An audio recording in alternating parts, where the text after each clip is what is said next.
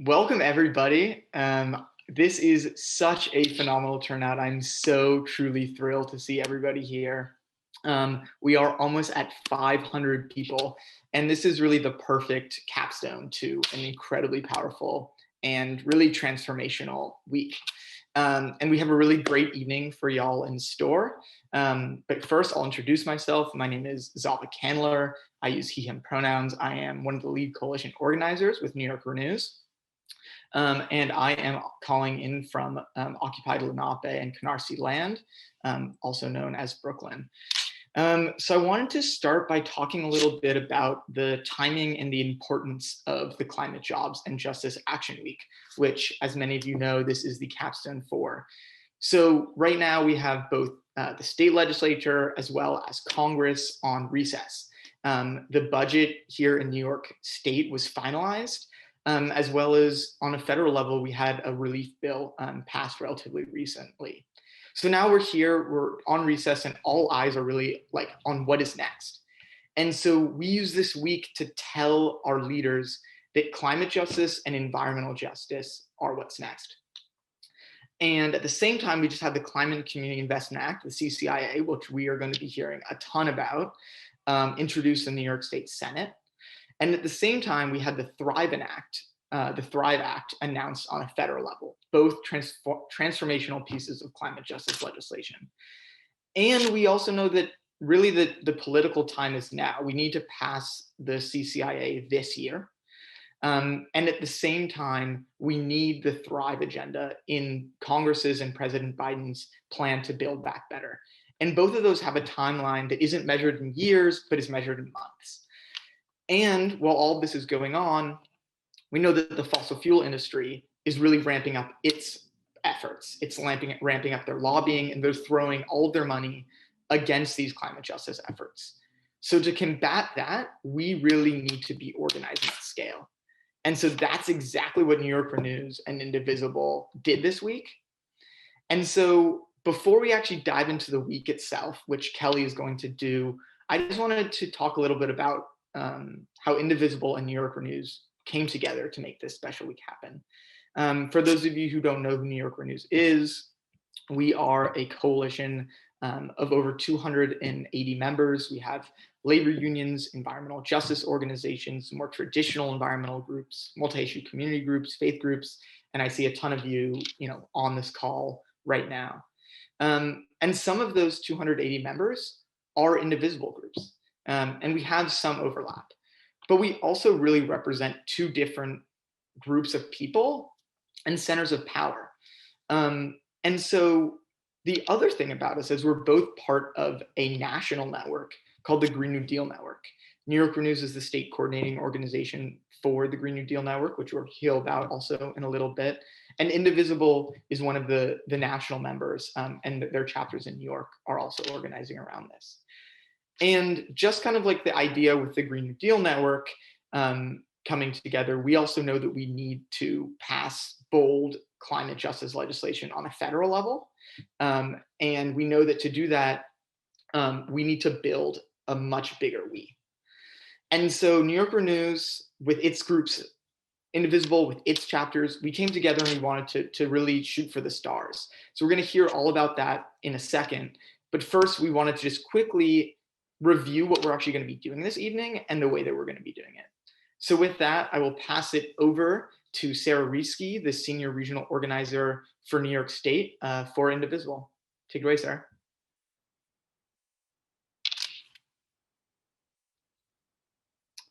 And I see that you are muted and you might not be able to unmute. So let me just unmute you really quickly. So we made it so that we don't have a million people unmuting, but you should be good to go now. Hi, thank you, Zava. Hi, everyone. My name is Sarah Rieske. I live in Clinton near Utica in Oneida County, about an hour east of Syracuse, and I'm the New York State organizer for Indivisible. I have my dream job. I am a coach for communities that save democracy and the climate and healthcare and immigration. There is so much justice to fight for together. And Indivisible groups are now on to year 5 of their organizing journey. They organize at the local, state, and federal levels. And I love that Indivisible groups are communities of like-minded people that provide a transformational experience for people to make political activism bite-sized, local, and fun. They have really learned how to use their constituent powers to make change happen. And you did that this week. And what I love about this week of action is that there are so many opportunities for all levels of engagement that was created. People could definitely say yes to actions they love, as well as have an opportunity to stretch themselves out of their comfort zone. And we know the budget fight took a lot of energy from people this week, so we're very grateful that you're here tonight in solidarity with each other for a very energetic town hall. So I'm going to go over a little bit more of the agenda of the program for tonight. So let's talk about what's in store. We're going to go over our norms and our tech before we get started. We have a very special guest speaker to kick things off. You will be hearing from her shortly. We have 2 special legislator guest speakers tonight. New York State Deputy Majority Leader Michael Gianaris, representing Senate District 12, and U.S. Senate Majority Leader Chuck Schumer. We have a facilitator for each senator's section, and we have up to 30 minutes each of their time, so we're going to use it wisely. So thank you to everybody who submitted questions, and those who have been selected to ask them are all prepared. For our norms for such a big space, we want to set some norms that everybody can agree to. First is that we ask for your active participation in making this a welcoming and inclusive space for everybody. Please be respectful to each other, especially in the chat.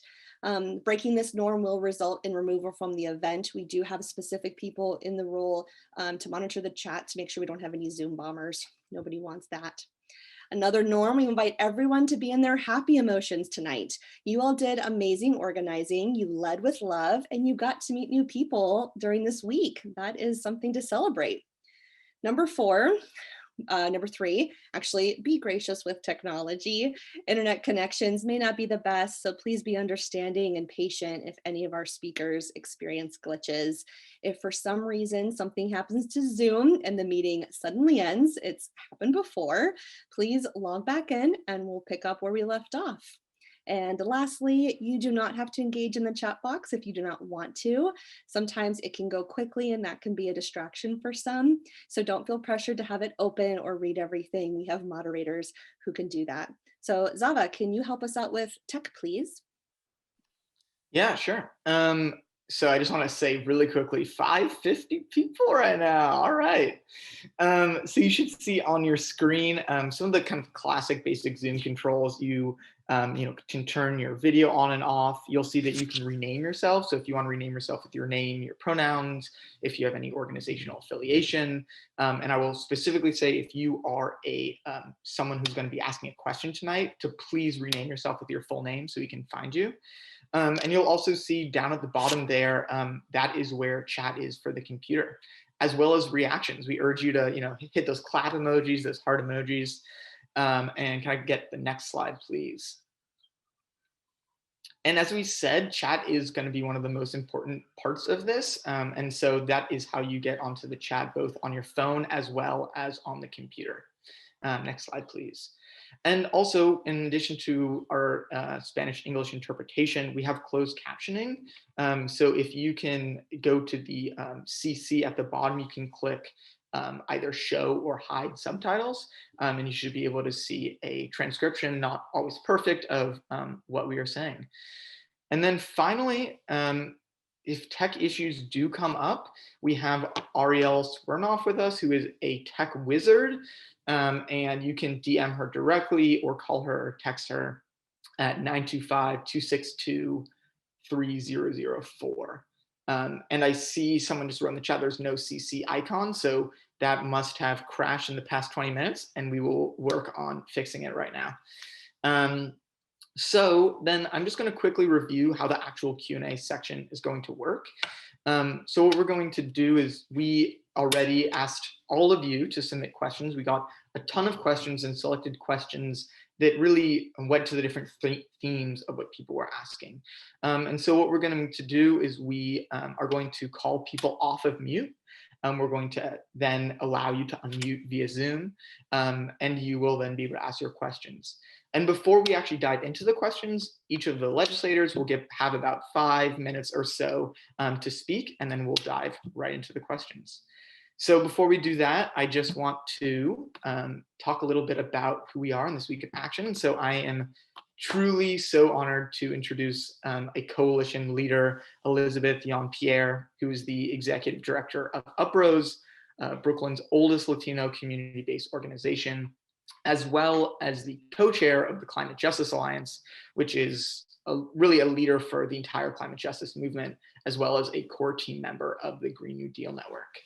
Over to you, Elizabeth.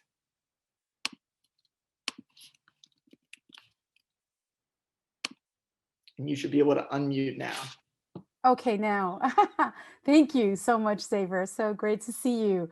Ashe, beautiful people, and Kibae, as we say in the Orisha community, Kibae, DMX, and all our peoples who have left to join the ancestors because of a legacy of environmental racism and extraction. My name is Elizabeth Caridad Jean-Pierre, and I am the executive director of Uprose, Brooklyn's oldest Latino community-based organization led by Black, Indigenous women of color, working at the intersection of racial justice and climate change. I'm also co-chair, as Xavier mentioned, of the Climate Justice Alliance, a national organization led by frontline leaders from Brooklyn to the Bay and Puerto Rico to Guam. But today I'm thrilled to introduce you, if you don't already know, New York Renews. New York Renews is a coalition of over 280 organizations which came together to fight for climate, jobs, and justice in New York. After the People's Climate March in 2014, groups came together to help organize that momentum into a policy agenda for New York. We came together to change everything, and we have not stopped. The climate justice movement decided we would turn around 500 years. We decided to walk in our power, honor our ancestors, that the future was not going to be built on the backs of descendants of enslavement and colonialism, and that we would lead. And people traveled across the state holding meetings and conversations and building out our coalition and our policies via this bottom-up process. We agreed on our points of unity, our shared policy platform, and to work together to honor the James principles for democratic organizing. Our 280 member organizations fight to reduce greenhouse gas emissions and pollution, protect communities on the front line of climate change, and to hold corporate polluters accountable for the damage they've done to our communities, to our peoples for generations. In 2019, we did the impossible. We passed the Climate Leadership and Community Protection Act in New York State. While the CLCPA didn't have everything we wanted, it is still one of the most aggressive climate policies in the country, and it set a new bar for what we can expect from our government. The CLCPA sets aggressive emissions reduction standards and ensures 40% of climate funds are invested in frontline communities. And we can see this language reflected in President Biden's executive order and the Senate Democrats' climate plan. Now we're fighting for the next step. Billions of dollars for our communities to invest in just community-led solutions and to build out our renewable energy economy with the CCIA. At the same time, we also know that New York can't do it alone. We need the federal government to step up for our communities and pass the Thrive Act. And this is why we're here now, right? We're here because New York State just passed its budget and Congress is on recess. In 2009, the Tea Party used the first congressional recess to set a reactionary agenda for the next several years, and we've been feeling it. We need to reverse course. During the state and federal legislative recess, we need to make it incredibly clear to our legislators that our communities demand no less than climate, jobs, and justice. We need action on the scale of the interlocking crisis we face. We have an incredible opportunity to change course, to invest in communities most impacted by the crisis of climate change, the COVID-19 pandemic, and racial capitalism. We're demonstrating our power, we're walking in our power, and we're going to pass the CCIA. Pass, thrive, and continue the work. Ashe y muchas gracias, mi gente. Thank you so much, Elizabeth. It is always such a pleasure to hear you speak, and I feel like I get chills and like the deep recommitment every time.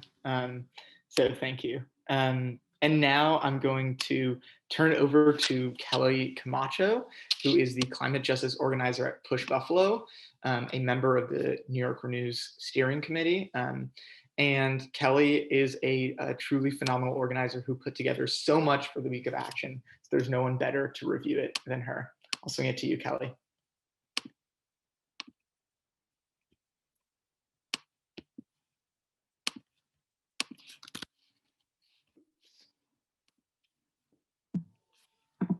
There we go. I started to panic. I hope Push is listening. I hope they heard how awesome I am. But yeah, so I'm Kelly Camacho. I'm the climate justice organizer of Push Buffalo. My pronouns are she, her, hers. If you can't see me, I am a beautiful little brown woman with long brown hair. And so I think I heard someone say week of action. Ow, ow! I can't hear you guys. But no, for serious, I can't hear you guys. We all have to be muted. So use those emojis and show some love for the work that we did. We did so much. So as Zava said, both our state legislators and Crown Gears have been on recess, refocusing at their big milestones and deciding what to do next. And us? What have we been doing? I think we've been doing quite a lot, like I said. We're making sure that they hear from us in every way imaginable with our Climate, Jobs, and Justice Action Week. So what did we do this week? If you can see the graphic on the screen, on Monday, we had a huge kickoff call for the Climate, Jobs, and Justice Action Week with over 225 people and our sponsors getting ready for our hearing next Tuesday. We even had a call relay with over 100 people. On both Monday and Tuesday, we had over 40 constituent-led lobby visits across the state for the CCIA. And on Tuesday, we had a huge social media day of action and daily postings as well. My favorite day was Wednesday, when we had over a dozen rallies all across the state. I myself led an action in Niagara Square with our Buffalo crew, and we exceeded our attendance goals. So shout out to the Push Buffalo staff, Western New York Peace Center, Buffalo Niagara Waterkeeper, Gio from New York News, and our amazing community members that we couldn't do it without, like Luz, Jillian, David, Maddie, all the up and coming organizers that are taking their power. And so I just have so much love for you guys and seeing the growth that we're all having together. On Wednesday and Thursday, we had 9 congressional visits for Thrive. All of this leads up to tonight, our big capstone event, and the almost 600 of us on this call. Shout out to every single one of us who turned up tonight, even though we're all zoomed out, we're all tired, we might not want to be here, but we showed up because we believe in this work. I even got my mama out on this call, so shout out to Olga Camacho, that's my mama. We're here to pass the CCIA and make polluters pay. So I am just as excited to introduce a person for the second time this week, and just like I said, we can't hear you, so put some emojis on the screen, show some love from my very personal friend Gio Hernandez with New York News. Woo! Thank you, Kelly. Thank you, everybody, for being here. As Kelly mentioned, I'm Gio Hernandez. I use she, her. I'm a Bronx native, Afro-Latina coming from Dominican Republic. So shout out to my ancestors and to the people from the Dominican Republic that are both in the Bronx and all throughout the nation. It is really the diversity that carries us through to do this work. I just want to give a shout out to everybody that is on this call. It's a Friday night and we have 600 people on this call. That is phenomenal. So I see some twinkle fingers. Give it up for yourselves as we're giving it up in the chat. And Michael said, that's my aunt. Yes, I have my nephew on this call for sure, because that's the responsibility that we take on in doing this work, right? I am from the Bronx, as I mentioned, and I now live in Buffalo, New York. So I am on Haudenosaunee land. So paying our respects to those that occupied this land and continue to occupy and guide us in getting back to our roots and into the traditional ways of taking care of the earth and taking care of each other. As we are building transformational policy.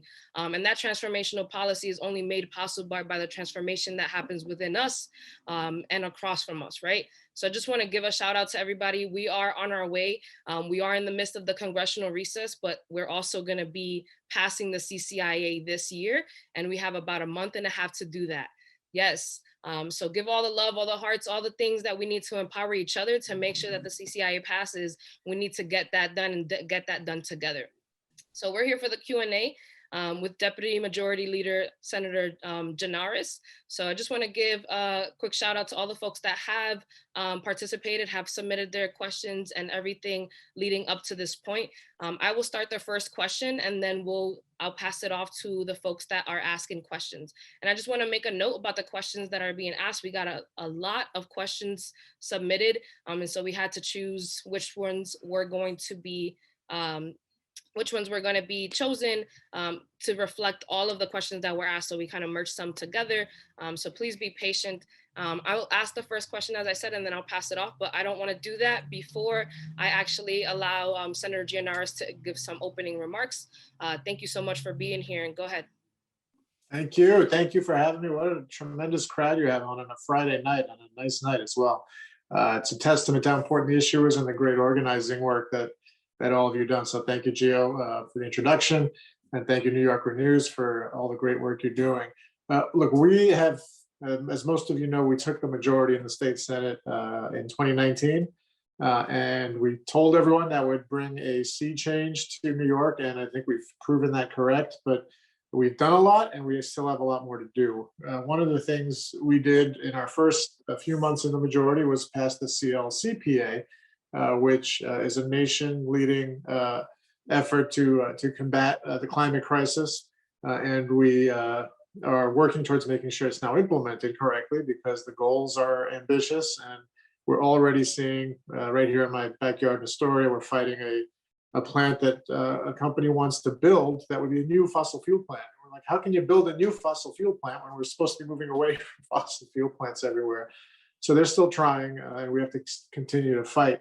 But that's not all we did. Just this past budget that we did last week, we're going to get that Environmental Bond Act on the ballot, and we're not going to allow the governor to decide to remove it from the ballot like they did last year. So now it is locked in to be voted on by the people next year. And we're optimistic that the public supports efforts at furthering the cause of the environment. And something that I fought very hard, the city council, to their credit, passed Local Law 97 down here in the city, which requires buildings to retrofit and conform to a more environmental and green footprint. And lo and behold, big real estate developers tried to get the state to overturn it. It's the old playbook they used to use. They used to go to the governor and the Senate Republicans, and they would get things that they didn't like that the city did flipped around. Well, they made a mistake. They didn't think about the fact that the Senate is now in Democratic hands and in progressive Democratic hands. So we didn't let that happen. The governor proposed it like he was supposed to for them. But we didn't play along, and together with our colleagues in the assembly, we fought that back, and it got removed from the final budget. So the city law stays in place, and those requirements still exist at the city level. You think they would have learned their lesson after the rent laws we did, but that's another story for another time. But we are in a new age in the state legislature and the Senate especially. And one of the next steps we need to take as it relates to the climate crisis and the environment is CCIA. And that is an important provision to help us reach the goals of the CLCPA and do so in a way that also provides resources for communities to be compliant, to be green, and to do a lot of the things that we would like them to do. And so we're going to work on it. We have, I think it's 2 months from now, but a month and a half worth of session, because we're not in next week, to get it done. And we just need to roll up our sleeves and have one more celebration on top of the other ones we've had for all the accomplishments we've achieved. But I'm happy to take the questions. Yeah. Awesome. Thank you, Senator Gianaris. And I'm so ready for that celebration. We're celebrating tonight our week of action, but when that CCIA passes, listen, it's going to be a celebration for sure. And I'm ready to bask in that with all of us here and hundreds and thousands more across the state. So to your remarks, Senator Gianaris, we've just talked about, Kelly and Zava just ran us through the remarkable week of action that New Yorker News and Indivisible we're wrapping up right now, right? We had over 50 lobby visits in the state, on the state level, 10 on the federal level. We had dozens of rallies, hundreds of phone calls, a kickoff with over 200 folks with our state Senate and Assembly majority, or sponsors, my apologies, right? And now we have 600 people on this call on a Friday night in the midst of the beginning of spring, right? Where y'all could be anywhere else, but y'all are on this call. So shout out once again to y'all. To all of us. And as we are building on the grassroots movement that we've created, right, to be able to pass the CCIA demanding climate, jobs, and justice, I'm wondering what we can expect from you within the state Senate this year so that passing the CCIA is a reality. Yep, it's a good question. And this, first of all, again, credit to you and the organizing, because that's a big part of it. We have to work in partnership. And that's what we saw. We just came through a budget that was the best budget I've seen since I've been a part of this government. And it was because those of us on the inside who are allies were working with the organizers on the outside, and we got it done. Now, let me tell you something. invest in our New York folks. They did tremendous work. But I don't remember being on a call with 600 people on a Friday night with them. So you guys are doing something special here. And if we can keep that pressure on, work with the sponsors, obviously we need votes, right? I can't snap my fingers and make this happen. It's every one of these issues that we've achieved has been hard fought, even with our majority. It's required a lot of organizing, and there's a lot of strength in the opposition, even amongst them talking to some of our members. And obviously the governor has not been the best ally on some of these things. So we are going to do what we always do and what we've done successfully for going on 2.5 years now, which is work the process, work the members, and get to the point where we get it to the floor and get it passed. And so we don't have a lot of time. You're right about that. But it's certainly something that can be done. I know the number of sponsors on the bill has increased dramatically just this year. And so I don't know, we at 18 now, something like that, if I remember correctly, higher than that. Good. Because what we need is 32. That's the majority of the Senate. You get that kind of number of sponsors on the bill, it becomes very hard to for the leadership to resist putting it on the floor for a vote. And so that's what I would say would be the very short-term goal in the next couple of weeks, see if we can get to that number. And then that makes the argument for those of us on the inside easier to say, well, there's no argument we don't have the votes. There's no argument we don't support this because we have that many sponsors on the bill. And so I'm happy to work with you on that to get it done. Let's just spend the next few weeks doing it. Thank you, Senator. And just to be clear with everybody on the call, we have a third of the Senate already co-sponsoring the CCIA. So that momentum is being built and will continue to be built in order for the CCIA to pass, and it will. So next up, I do want to pass it off to Catherine with Triage to introduce herself and to ask the next question. Hi, my name is Catherine Giosa. I'm with Triage, a youth-led organization, and I was just wondering, what is your plan to ensure that youth have an equitable seat at the table in the decision-making process for where funds are being allocated? Well, what we got to do is keep the provision of the bill in place that requires someone under the age of 26 to sit on the board. It's the first time I've ever seen something like that, where you set up these boards to govern over new processes. For example, we just set up Office of Cannabis Management for the marijuana stuff, and a CCIA calls for such a board to be created. And you often have requirements. Some people from this part of the state, some people from that part of the state, different demographics represented. I haven't really seen one that required a member of a youthful generation to be part of it, but this bill does that. It requires someone under the age of 26 to be part of the governing body that would administer this. So as we move forward to get this bill done, we have to make sure that provision doesn't fall off and we keep it there.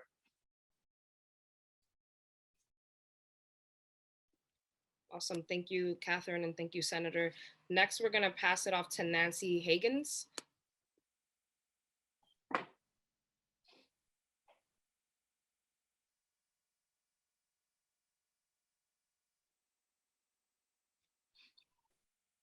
Hi. Hi, can you hear me? Yes. Okay, hi, how are you? My name is Nancy Higgins, and I'm a nurse, also the treasurer of the largest union in the New York State Nurses Association. A news book today about Amazon workers in Alabama, where they were intimidated into not forming a union. This was truly disheartening to so many people. As a proud union nurse, I know how life-changing unions can be for members that form them. The Thrive Act seeks to create 15 million good green jobs. How do we ensure that these jobs are union jobs and do not just add to a decline in the labor movement? How would you be able to help us? Thank you for that question, Nancy. First of all, thank you and your colleagues for what you've done over the last year. It has been incredible to watch nurses in action, putting themselves at risk and sacrificing for the rest of us to be safe. So before we talk about anything else, thank you for that.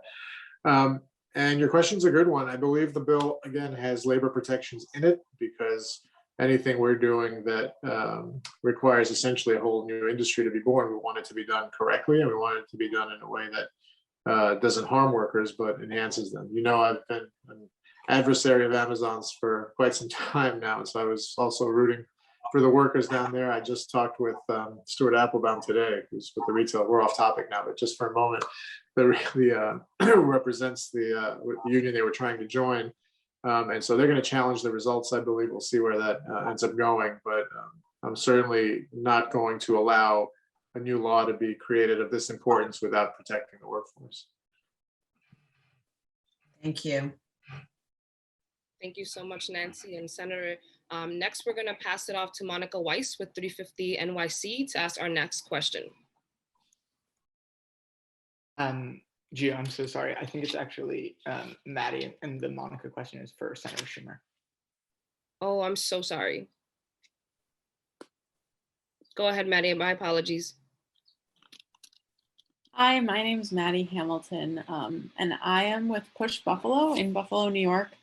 And here in Buffalo, we're fighting against environmental racism and classism and for a new kind of economy.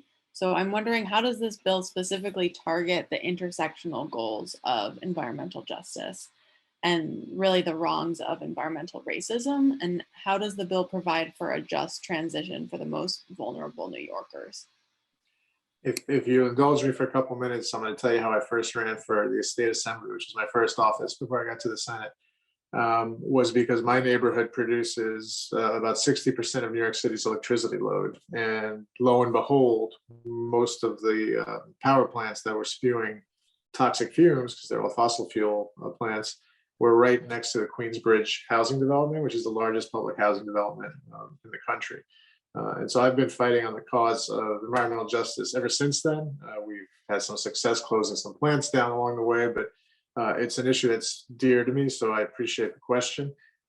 As I understand it, a lot of the resources, right? This bill would produce about $15 billion annually. And so the resources are then divided into various causes. I think some of it goes to education, some of it goes to green infrastructure, and a large chunk of it, I forget if it's 30 or 33%, goes to communities on the ground who have been impacted so that they can ameliorate the consequences of the environmental injustice that they've been experiencing all this time. So much like we did again on the marijuana law, it's fresh in my mind because we just did it, but we're requiring some of the resources generated from that to go back to communities who suffered under criminalization. This bill would require a lot of the resources generated to go into communities that have suffered from the effects of environmental hazards and pollution. Thank you. Thank you so much, Maddie, and apologies for the mix up there. This definitely feels and calls to my heart, again, being from the South Bronx and now being in Buffalo. Environmental racism and environmental classism pervades us everywhere. So thank you for that response, Senator Gianaris. Next, we're gonna go with Nan Faisler with Indivisible Harlem. Take it away, Nan. Great, thank you very much. Again, Nan Faisler with Indivisible Harlem. Senator, thank you very much for being here this evening. You know, when we passed, or I should say you and the Senate and Assembly passed in 2019, the CLCPA, we didn't get everything that was in the original bill. What can you do as a leader in the New York State Senate to ensure that the new CCIA survives with all its key components intact? And second part of this is gets passed even if there is pushback by Governor Cuomo. Well, first of all, let me correct you. It was we. You were right the first time, because there's no way we are. I was saying to someone the other day, we really are just vessels to channel your energies and your organizing into votes, because there can only be 63 of us, but there's millions of people that care about these issues. And your question, even though it had two parts, is really kind of the same question, because you're saying, how do we hold CCIA to the bill language and not let it be weakened? And then the second part was if there's pushback from the governor. The reason it would be weakened is because of pushback from the governor. And so look, this is something we deal with on every issue. We just came through a budget that nobody thought we could pull off in the face of resistance from the governor. So we're learning more every day about how to assert our power, especially now that we have a supermajority, and how to work with our allies in the assembly. But one thing I've learned is, especially on non-budget items, which this would be, if we are teamed up with the assembly and both houses agree, it's very hard for the governor to push back. So I would say the first step on a purely legislative initiative like this is make sure the Senate holds the line, make sure the Assembly holds the line, and then if we go in there together like that, we always have the threat of an override if he wants to veto it. So it just becomes much more likely that we hold as much of it as possible at that point. Excellent. Thank you very much. Awesome. Thank you so much, Nan, for the question and for just overall being a rock star within the New York News Coalition as a super volunteer. And thank you for that answer once again, Senator. Next, we're going to go with Alan Blair from Rochester. Please introduce yourself, Alan, and ask your question. Hi, Alan Blair here from Citizens Climate Lobby, Rochester. Good to be here. One thing that we have seen with other pieces of climate funding is that it has been raided from its original purpose. What measures does the CCIA contain to make sure that the governor can't use the money collected from the polluter fee to fund projects he prefers? Well, first of all, thank you and all your friends in Rochester for sending us two great senators in the majority now. We have Samra Brook and Jared McCooney, who are a great voice in our conference, great voices, I should say. You ask a difficult question because the law contains, or the bill, I should say, contains provisions prohibiting raiding, right? It says this money is dedicated to this purpose and you can't use it for anything else. But a law can be superseded by another law. So there's for example, here in the city, the MTA, which is our transit agency that runs the subways and buses, has a dedicated fund that's not supposed to be raided. And the governor made a proposal in his budget. He was going to raid $150 million or so out of it. And we had to fight him off on it. Now, how can you do that? The law says you can't do it. Well, if we pass another law that says you can, then you can. So that's the risk. It's a constant fight unless it's in the Constitution, and then it has elevated importance. And you can't just overrule the Constitution with a statute. So unfortunately, I mean, we should and could put all these protections in the bill. It's in there. We should enact it into law that way. But we're going to have to fight that fight anytime the governor may want to try and raid it, because he can always overrule a law with another law. Thank you. Appreciate your diligence. Thank you so much, Alan. Our next question will come from Jesse Brill. So Jesse, please introduce yourself and let us know where you're at and then ask your question. Hi, I'm Jesse, she, her pronouns. I'm here in Syracuse, New York. So my question is that much of the conversation around agendas like CCA has been centered around economic opportunities, which is of course incredibly necessary. But could some of the funding that is in this bill and other bills like it be allocated to improving living spaces, like providing access to parks and green space, more public transportation, and community-based conservation programs, especially in areas that don't currently have a whole lot of that, like in really urban areas? Yeah, it's related to the answer I gave earlier on environmental justice issues. There is about a third of the funds that the CCA would produce, which I guess would be about $5 billion, that would go to community groups specifically for projects in their communities, which could include access to green space. It could include public transportation improvements. It could include conservation programs. So there's a lot of initiatives that can come out of this that are not just economic opportunities. And kind of marrying the two answers of that $5 billion that would come, the bill also requires 70% of that money to go to disadvantaged communities. And so there would be an extra preference for that money to get spent in places that have suffered for years. Great, thanks so much, Senator. Awesome, thank you so much, Jesse and Senator. Next, we're gonna pass it off to Sazu Scott with Our Climate. Sazu, please introduce yourself and where you're at and ask your question. Hi, my name's Zazu. Along with my fellowship with Our Climate, I'm the political action organizer at Climate Justice Cornell. And at Climate Justice Cornell, we mobilized our base last spring to push Cornell to divest from fossil fuels. Now, this semester, we want to push our base to mobilize for the CCIA. So my question is, as organizers, what can we do to support the work that you're doing in the legislature to get this thing through in 2021? Get me those sponsors we talked about. I think Gio said we're up to a third of the Senate now, so that's what, 20 something, 21, 22 or so sponsors. We need to get to 32. And so find someone who's not on there and lobby them to get on. If your own representatives are not on the bill, get them on the bill. Because once we get to 32, the nature of the conversation internally changes.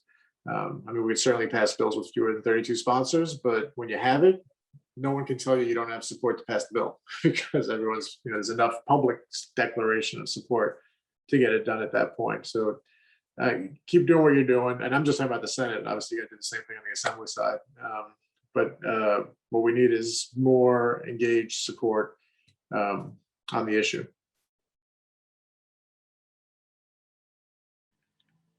Thank you so much, Sazu, for your question, for being a rock star within the coalition, as so many that are here with us tonight.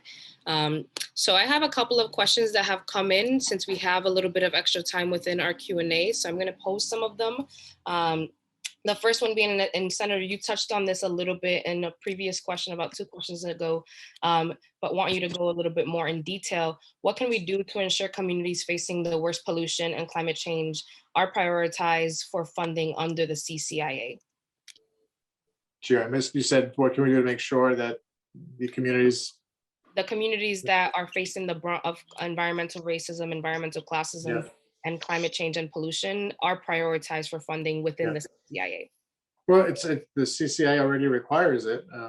We have to make sure that that language stays in the final version, and then it's a matter of how that money gets allocated, how they decide to allocate that money for which specific projects, and that goes back to the governing board we talked about. So the bill's been well thought out, and it's contemplated a lot of these things. It requires the money to be spent in a certain way. It requires it to be spent in certain communities.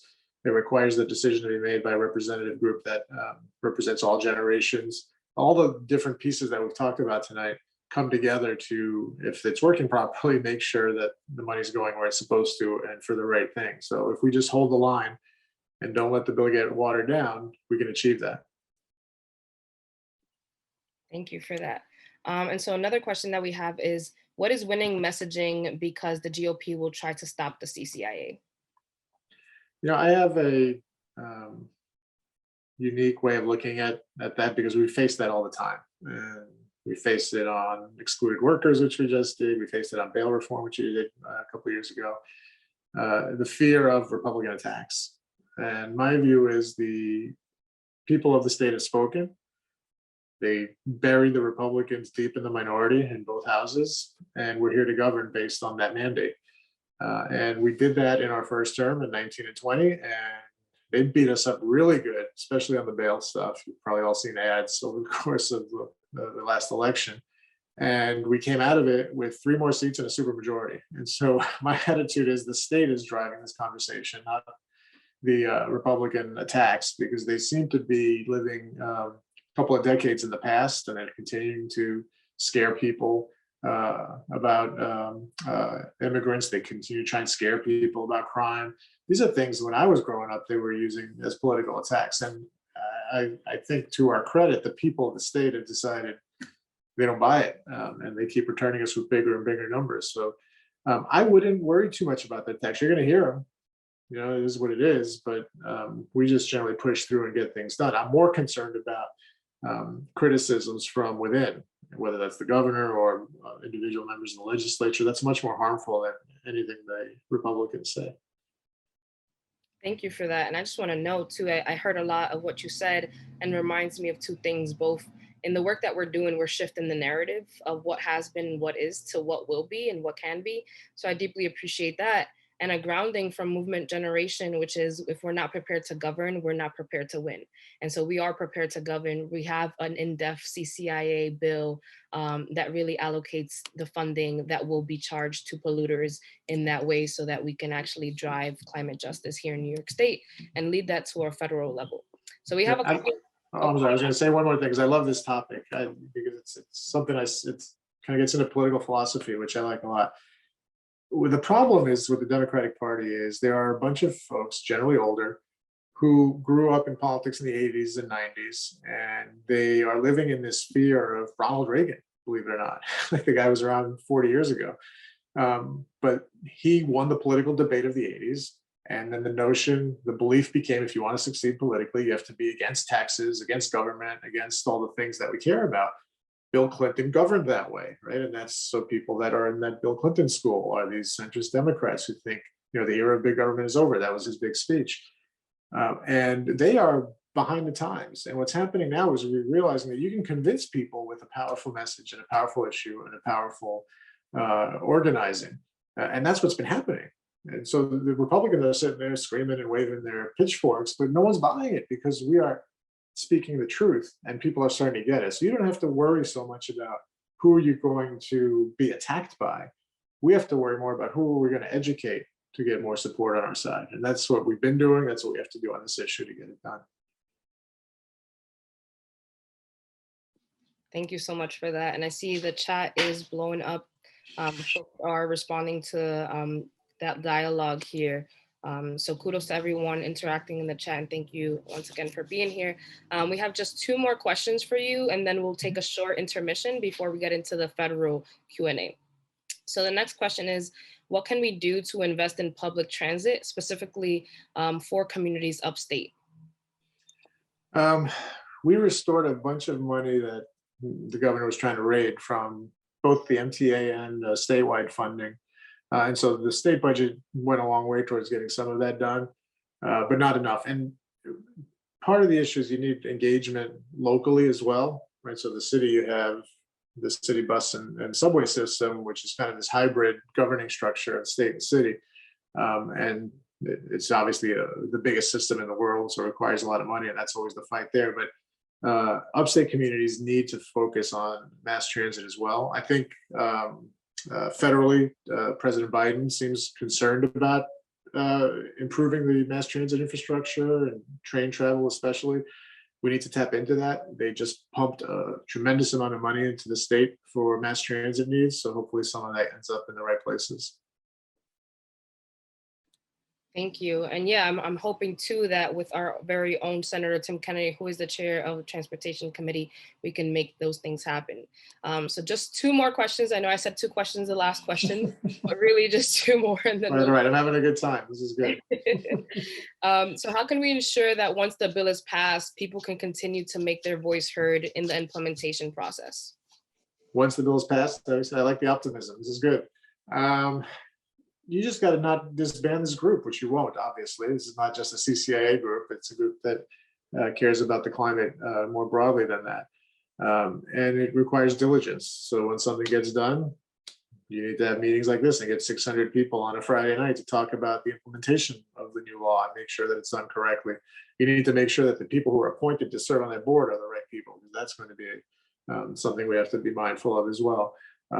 So just keep doing what you're doing, but we'll do it after the bill is passed as well.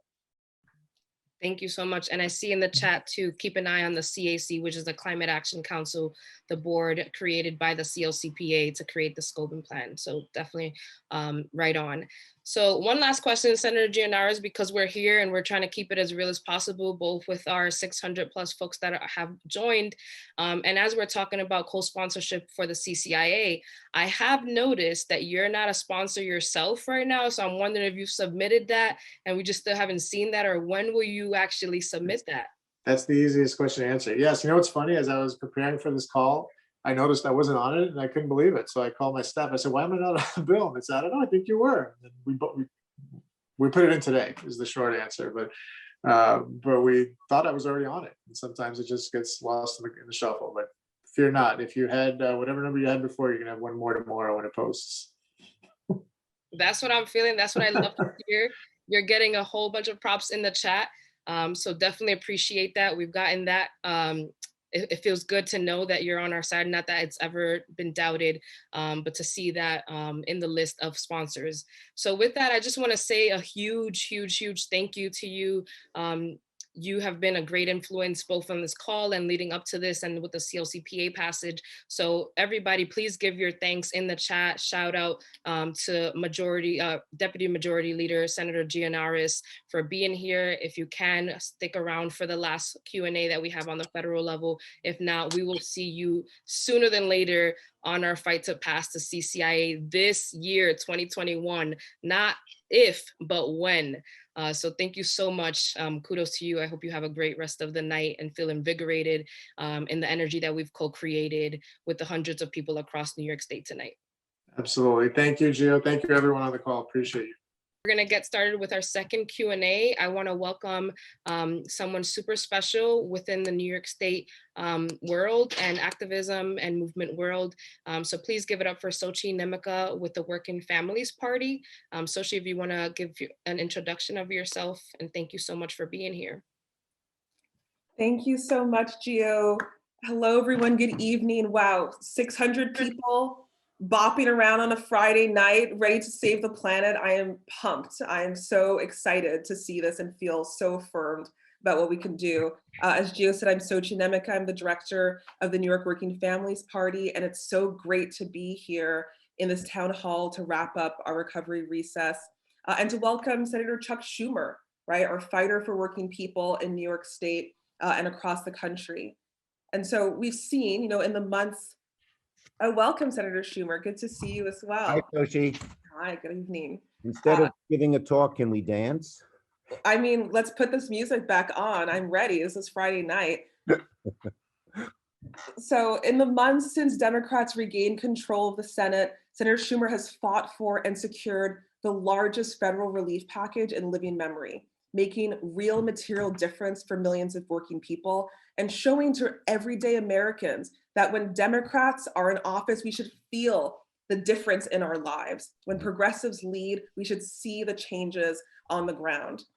Now we're looking to the center to advance key pieces of our progressive agenda, including voting rights, union organizing rights, and a historic infrastructure and jobs package. And as part of that effort, he recently, Senator Schumer recently announced a massive plan to shift to electric cars while boosting domestic auto manufacturing. And Senator, we're really excited to have you with us tonight to give us the inside look at how you and your colleagues are going to bring the fight for jobs, for climate, for care, for justice to the halls of Congress. And we're going to have a rich, exciting dialogue. We have fantastic questions from our members and from our comrades here on the call on how we can advance the aims of the Thrive Act. But first, we'd love to hear from you. Well, thank you, Sochi, and thank you for the great work you do. The Working Families and Chuck Schumer have been together since 1998, when you were formed and you helped me beat Al D'Amato and send Newt Gingrich on the Georgia train back to Georgia, on the midnight train back to Georgia. So thank you. And it's great to be here. I do want to say to Gio, I'm like you. I love to dance and sing. I'm terrible. You may not be terrible at it. I am. And my staff has 3 rules for me in public: no singing, no dancing, and no hats. Now, why the no hats? I've given up on that one because Michael Dukakis wore that army helmet in 1988, I think, and that helped defeat him. But anyway, I am happy and fired up to be with all of you. I'm always happy to be in dialogue with my friend Sochi, and she's one of the greatest organizers and leaders in this state. And thank you for the good work you do. And first, before I get into the substance, I want to applaud all of you. New York Renews is an amazing coalition. We've had the honor of working together in the past. In 2019, New York led the way. I point to New York. And what you all did when we set the example for the rest of the country for climate action by passing the historic Climate Leadership and Community Protection Act to tackle the existential threat we face of climate change and face it head on. And the key part of that bill came out of grassroots process that you organized, the New York Renews Coalition. So I'm so proud I stood with you in that effort. 3 powerful legs. You created it, and we're following it in Thrive and in Biden's Build Back Better, which are climate, jobs, racial and social justice. You combine the 3 together, it's a powerful, unstoppable force. And I love it, and I'm on board with it. And you started it, so I thank you for that. So as I said, we can see this playing out. President Biden, with engagement from grassroots voices during the campaign, brought in leaders from many of your organizations to raise the ambition and broaden the scope of his climate plan. And New York State Indivisible is another wonderful organization. I see Sarah Reesky on the little squares there. Hi. Along with Working Families Party, Push Buffalo, teaming up for this week of action. And I'm so glad when I was asked to cap it off at town hall, at this town hall, I was excited. The grassroots energy you've shown all week long is great. Thank you, thank you, thank you. Now, our victory in Georgia, as you know, gave Democrats the majority in the Senate, and we represent the best chance for bold, ambitious climate action in far too long. I'm excited about this. We cannot blow this opportunity. As I've said before, failure is not an option. And if we fail, we could end up, people would get disillusioned. We could end up with even a worse dictator than Donald Trump in 4 years, and we would lose the Senate as well. So failure is not an option. And so I'm excited. COVID relief, obviously, as Soshi mentioned, was the first item on the agenda. We had to get the support of the American people, but we've been building to this moment of climate for a very long time, and now is the moment. Thrive. The continued efforts of the Thrive Coalition has been enormously helpful, as I said, in setting a framework for bold economic recovery. The agenda developed by grassroots organizations, many of you on this Zoom. One day we'll get together and dance, but we're on a Zoom now. Well, we're having a good time. It was developed by many of you to center economic recovery on bold climate action. It was brilliant. It was just great, because in the past, I'd always been worried that the working people of America and the unions of America were not on board with climate. And what you did in Thrive is bring it all together, along with, of course, the vital component of racial justice. And that was the coalition that won in New York, and it's going to win in Washington too, for the whole nation and the world. We know that these interlocking crises that we face have hit communities in New York State the hardest. Low-income communities, communities of color have borne the brunt of pollution. They're the most vulnerable to the disastrous effects of climate change. And so I'm committed to fighting in partnership with all of you, from Buffalo to Brooklyn, my home borough. There are a lot of elements in the Thrive agenda we can get done in an economic recovery package. Clean cars. By 2030, we can get to the point where 100% of every car sold in America is clean. That's the goal of Thrive, and my goal in Clean Cars for America, which I'll talk about in a minute. Clean transit. We got to get to 100% clean transit by 2030. Very important. We need to expand the availability of public transit. As someone who loves the subways and spent my whole life riding them, I know how important that is. Clean public housing. We must dramatically increase our commitment to public housing. One of the things I'm disappointed in the Biden Build Back Better, it only has $40 billion for public housing. Our minimum goal is 70 to deal with the capital backlog that exists. But we got to go further, and Senator Sanders and Representative Ocasio-Cortez have a great bill to significantly increase investments in expanding and renovating public housing to make public housing safe, energy deficient, and part of the solution to climate change. I'm going to do whatever I can to deliver on those priorities in this bill. The clean and resilient grid, this was a good one for the president. He called for 100% clean grid by 2035, the most ambitious target for clean energy ever proposed by a president. I am now working, my team and Biden's team, on getting this done. I think we will. Regenerative agriculture. People often forget a lot of emissions come from agriculture, but with the right incentives, our farmers are going to be part of the solution. And it's going to help the small farmers and the minority farmers much more than big ag. So it fits right in with the Thrive agenda concept. Investing in disadvantaged communities is a big part of this bill.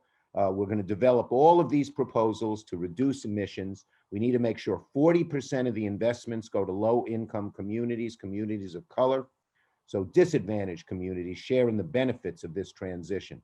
This was a model for the New York law, and we're taking it to Washington. We're taking it to Washington.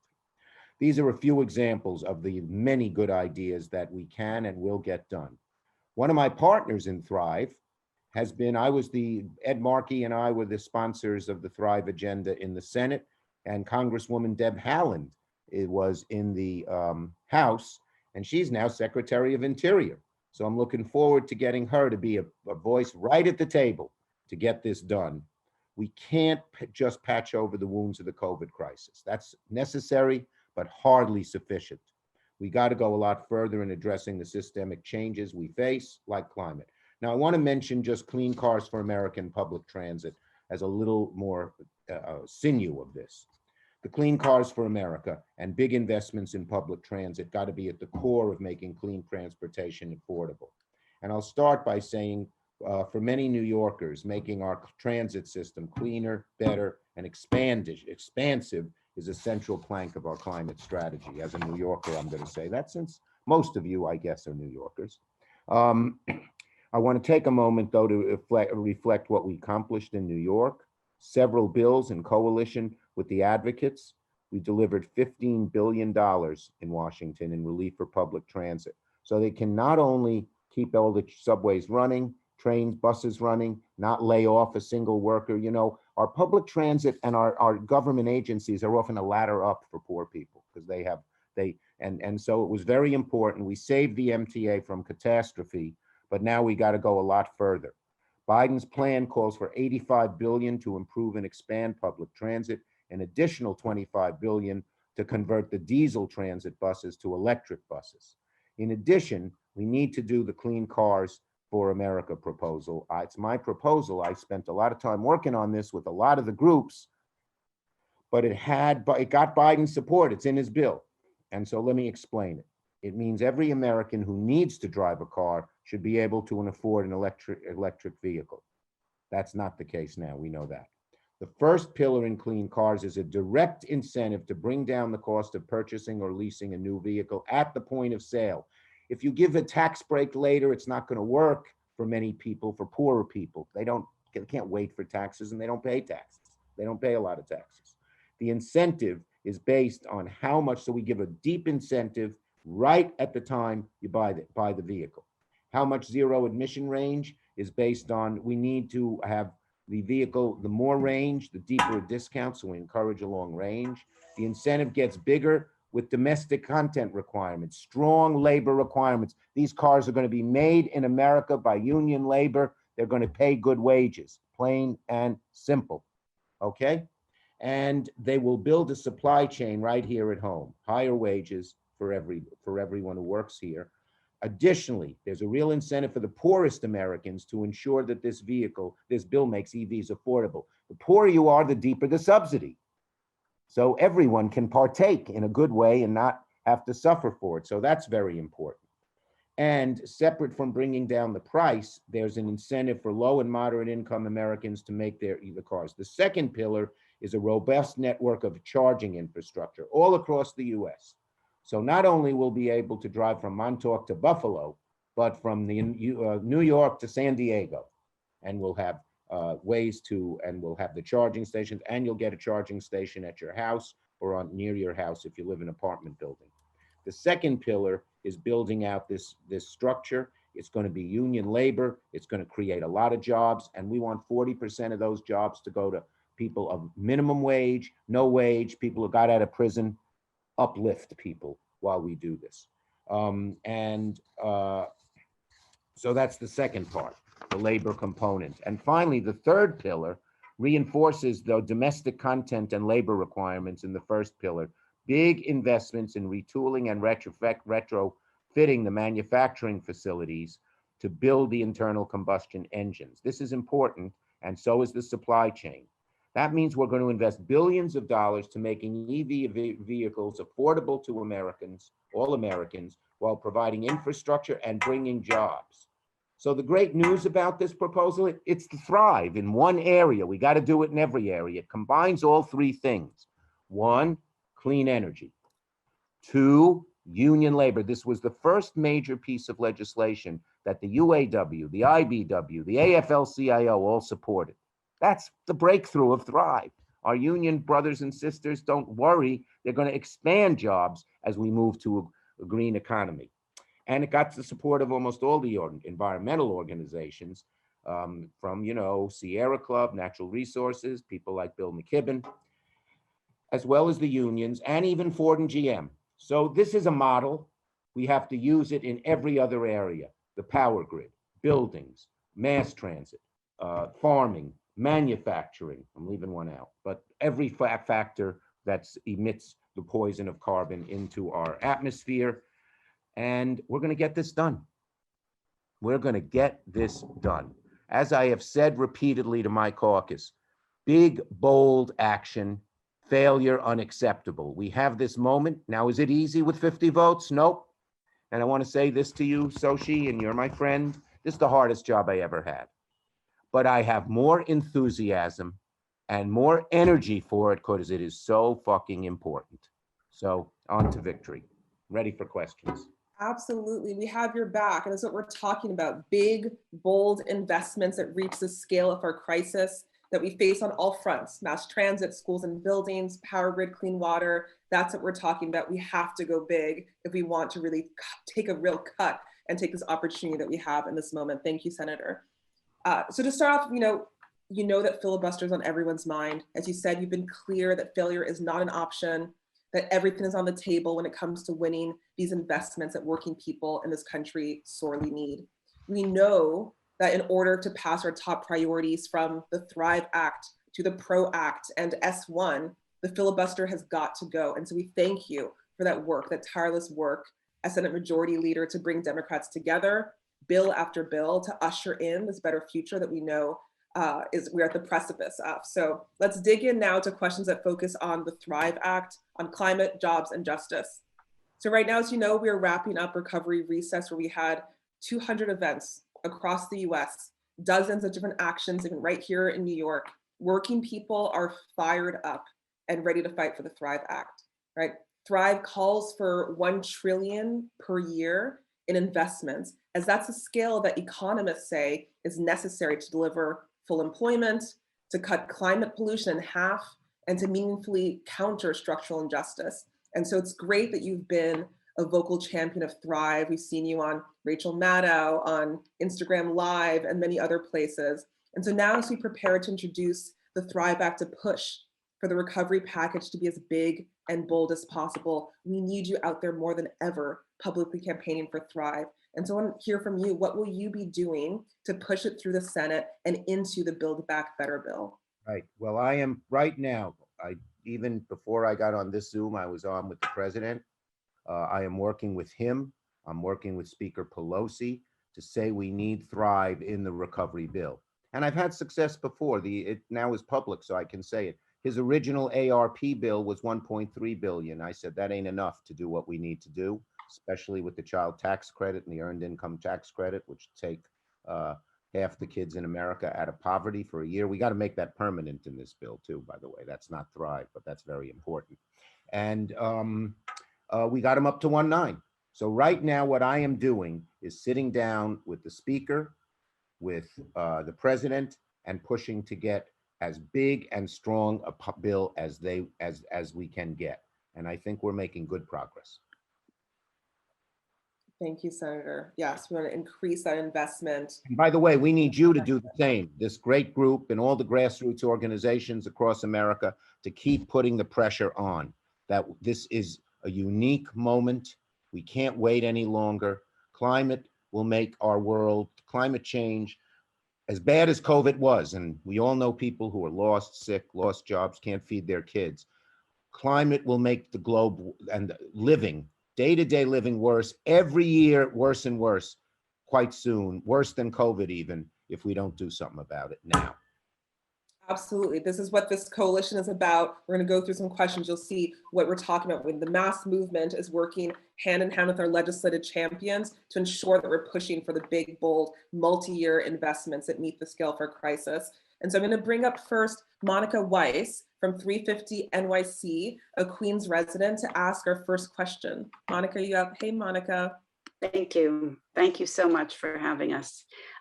My question is this: how will the Thrive agenda help support the Biden administration's executive order that calls for the establishment of a civilian climate corps that will help youth from communities of color prepare for jobs in conservation and the new sustainable regenerative economy. Right. Well, as you know, in the ARP bill, we got a small part of that with the Health Corps, 100,000 jobs from poorer communities, communities of color, to help administer the vaccines and get the word out about the vaccines and all of that. So right now, we have the Department of Agriculture, headed by Vilsack, and the Department of Interior, headed by our hero, Deb Haaland. And they're working on developing a comprehensive plan for the Civilian Climate Corps. They're going to submit the strategy to the National Climate Task Force, detailing how they plan to create it. Once that plan is submitted, we're going to have a better idea, and then I will show it to all of the groups that are on this Zoom. I always say phone, you know, it's Zoom, that are on this Zoom, and we'll see how good it is and how to make it better. So stay tuned, but it's definitely on the agenda. It's a great thing. You know, a lot of what we want to do is reminiscent to the 1930s when we had the last great economic crisis, and the CCC did a great job there. So this will modernize it, but it's a good model. What neighborhood in Queens are you from? You know, I'm a neighborhood guy. You know that. She's on mute. Kew Gardens. Kew Gardens. I once represented. Briarwood. I still ride my bicycle out to Kew Gardens. It's a nice neighborhood. We'll come visit. Absolutely. Thank you, Monica. Thank you for that question. As Elizabeth says in the chat, we need a real recovery that centers racial justice and equity for it to be a just recovery. And so we're centering that in their jobs program. We have to make sure, Soshi, that communities of color are not left out of this, but are the center of this CCC, of, I don't know what they'll call it, but of the Conservation Corps. Absolutely. And young people and those excluded from economic recovery in the past. Thank you for that question, Monica. Next, I do want to bring up Nancy, a frontline champion from the Nurses Union. Hi, Nancy, NYSNA in Brooklyn. Hi, how are you? Hello, Majority Leader, how are you? My name is Nancy Higgins, and I'm a nurse, and I'm also the treasurer for the New York Largest Union, which is the New York State Nurses Association. I love it. News broke today that Amazon workers in Alabama were intimidated into not forming a union. This was truly disheartening for so many people. As a proud union nurse, I know how life-changing union can be for the members that form them. The Thrive Act seeks to create 15 million good green jobs. Yes. How do we ensure that these jobs are union jobs and do not just add to a decline in the labor movement? As you know, we have a lot of enemies that are trying to decline the labor movement. Okay, first, I'm a union guy all the way. In fact, I got a little bit of ancestry there. My grandpa, near Utica, New York, I don't know if we've had any Uticans here, worked in the paper mills and was one of the founders of the Paper Workers Union, okay? And so I've been a union guy all the way. When I first ran in 1974, I ran against the Democratic machine. I was anti-Vietnam War, and we wanted to change their view. I had lost a friend in that damn war, and I spent my college days, like many of the people on this Zoom, protesting, picketing, etc. So, and I ran for the assembly, and guess who backed me? The unions, the progressive part of the union movement. So I've been a union guy all the way. And the main one, probably the number one reason the middle class has declined is the fact that the bosses have been found ways to both prevent new unions from coming in new businesses and prevent and deunionizing existing unions. So I believe in unions, and I believe we have to make, we say in our Clean Cars Act, everyone who makes these cars, everyone who installs the grid all over has to be a union member. And we should do that. We should make sure that all these new jobs are union jobs. It costs a little more, too bad. We want people to live a decent life, and the unions let people live that decent life. So it's worth it. And that's what America's all about. And that's the fundamental change we want to bring, you know, that people in the middle class can live a decent life. No one's going to get rich being in a union, but you can at least live a decent life for yourself and your family and think your kids will have a better life. So we can mandate as much as we can in the Thrive Act that all the new jobs are union jobs.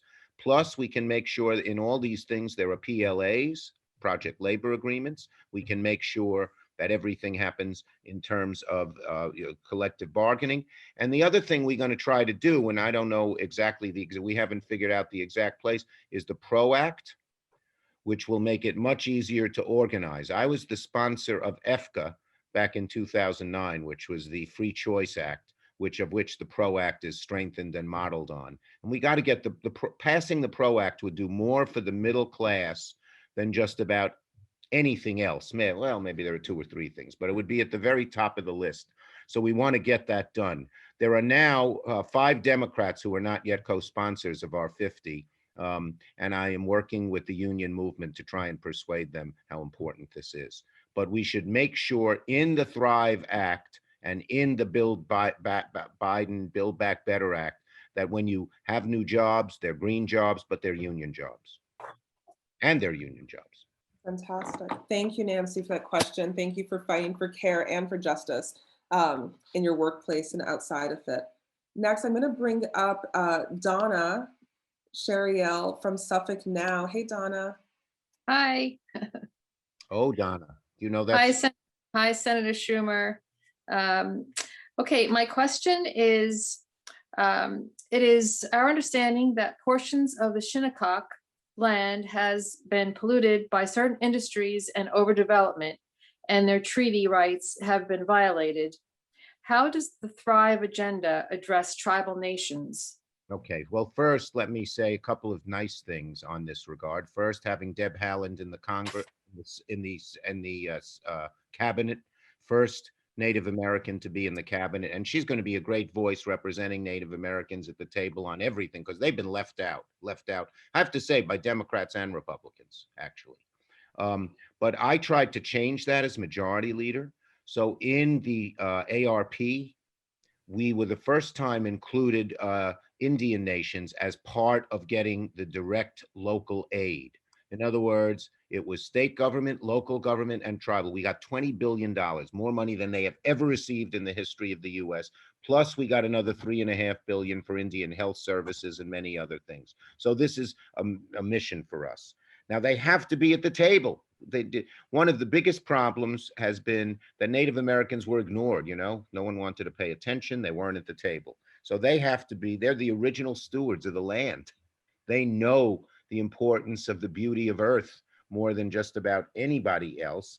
And they were hit the earliest, many of them, by climate change. So we have to have the sovereign nations at the table. The rescue plan, as I said, provided some investment, but we are going to make sure, just like we're making sure we pay attention to other disadvantaged communities of color, et cetera. We're going to make sure this happens.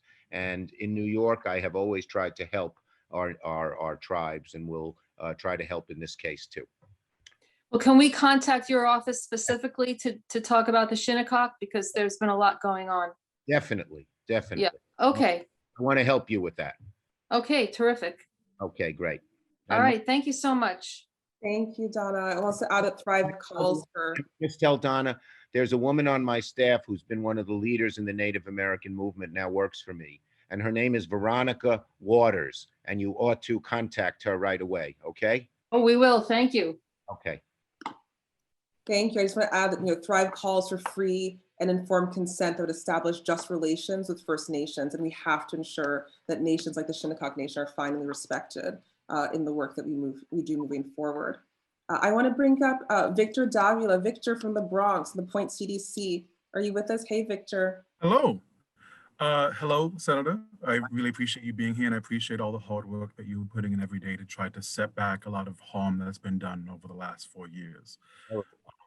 I'm with the Point CDC, and as a result of being with the Point CDC and from the Bronx, my question involves environmental justice. The cause of environmental justice has grown exponentially in recent years. This growth has been sustained because environmental justice as a practice is an effective strategy for addressing the root causes of ecological and social exploitation. Communities all over the United States are utilizing environmental justice principles to push greed and predatory business practices out of their communities. As a country, how do we ensure environmental justice is supported at a federal level through the Thrive Act, And how do we create a space for environmental justice to become a critical component of local and national governance? Great point. First, I've always said there are three legs to the stool of the Thrive Act. One, climate. Two, good paying jobs. Three, environmental justice for communities that have been neglected. And that was what created the overwhelming support, for instance, for what we were able to do in New York State with the climate community, with the Climate Community Act, where I worked with so many of the groups there. And so the bottom line is that this got to be at the center, because you, as you stated, and this has happened in the Bronx, look at the Cross Bronx Expressway. You know how many thousands of kids get asthma because they built the Cross Bronx Expressway? I think it was Robert Moses. I don't remember if it was him. But right through the poorer communities and communities of color, with no attempt to realize the health damage and benefits that it would cause, which should have been I see Elizabeth Jean-Pierre, my friend, says the Gowanus Canal, right? The Gowanus Expressway right by my house too. This has happened all over New York. I just saw her on the chat room mentioning it, so I give her a shout out because I love her. And by the way, we worked, this is a little tangent, forgive me, Soshi, but we worked together on a model for Thrive.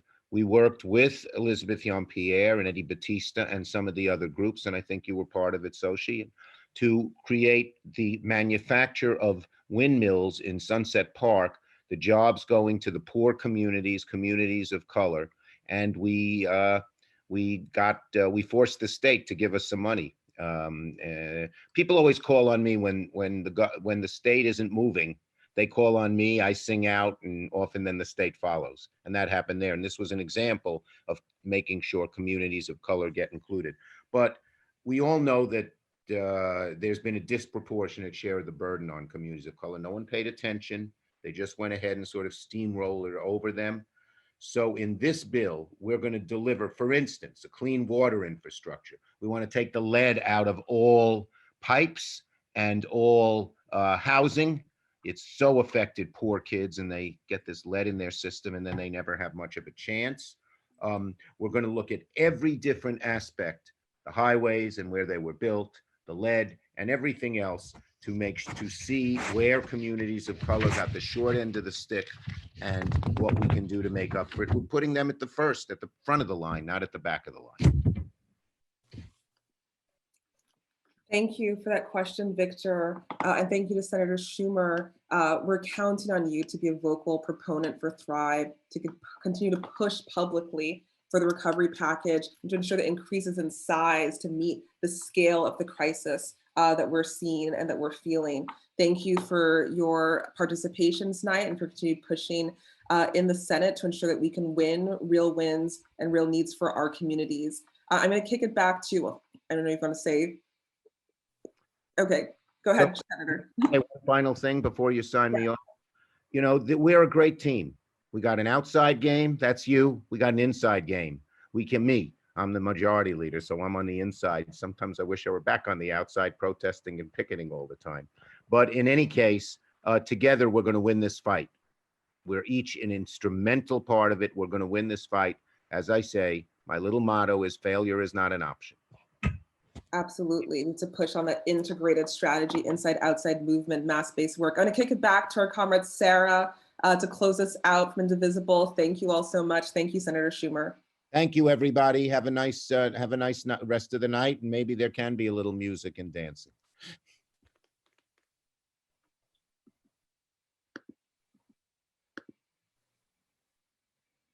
Thank you, everybody. This is the very last few moments of our Climate, Jobs, and Justice Week of Action. Thank you so much for all of your efforts, all of your solidarity, and all of your love that you have poured into this week.